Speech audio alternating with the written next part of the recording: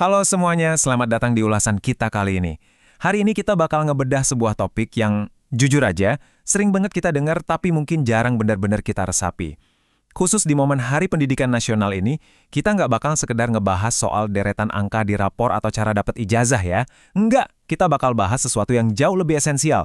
Pendidikan itu ibarat sebuah perjalanan panjang, dan perjalanan itulah yang bakal kita kupas tuntas bareng-bareng sekarang. Tanggal 2 Mei tahun 2026. Kalau dipikir-pikir, tangga ini tuh bukan cuma sekedar deretan angka merah di kalender loh. Ini semacam jangkar buat kita.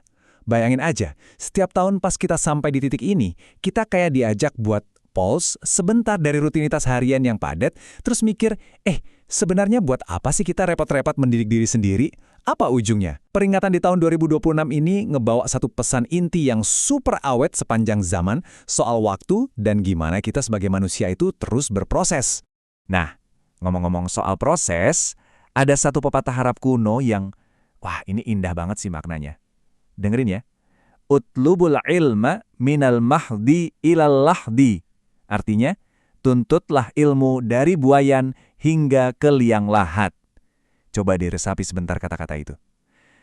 Ini bukan sekedar slogan usang yang sering kita lihat di tembok sekolah kan. Ini tuh semacam panduan hidup. Pepatah ini nyentuh akar paling dasar dari kita sebagai manusia. Ngingetin kita kalau proses mencari tahu, proses buat memahami dunia dan diri kita sendiri, itu benar-benar nggak punya garis finish. Coba kita bayangin rentang waktunya. Mulai dari buayan, momen di mana kita baru aja lahir, pertama kali nyentuh dunia yang super asing ini.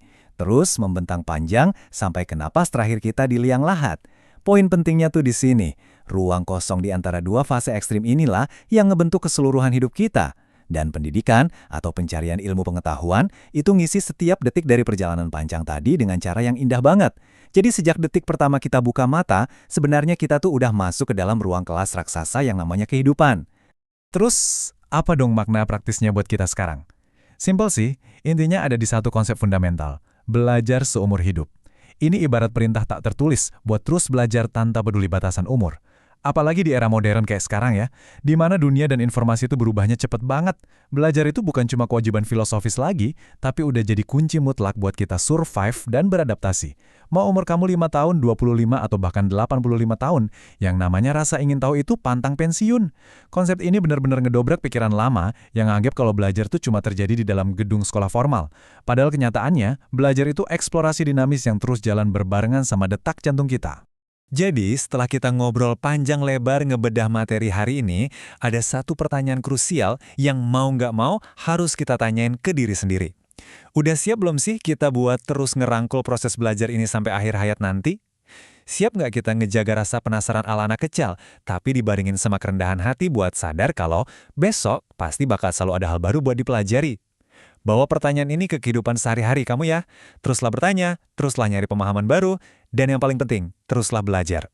Makasih udah gabung di sesi ulasan materi kali ini, dan sampai jumpa di bedah materi seru lainnya.